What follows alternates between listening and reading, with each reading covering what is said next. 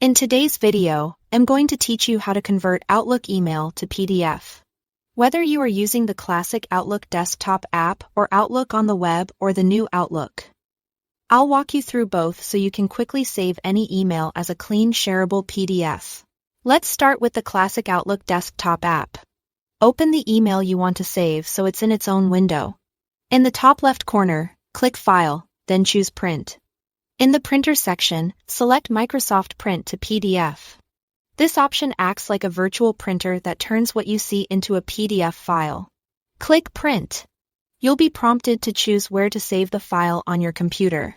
Pick a folder you can find later. Give the PDF a clear name and save it. That's it.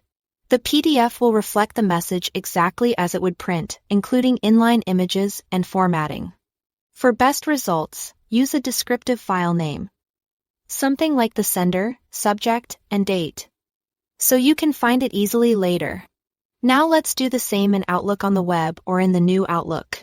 Open the email you want to convert. In the top right corner of the message pane, click the three dots labeled More Actions. Select Print. A print preview window will open, showing how the email will look on the page. Click Print again in that preview. Your browser's print dialog will appear. In the destination or printer field, choose Save as PDF, then click Save. You'll be asked where to save the file. Choose your folder, name the file, and confirm.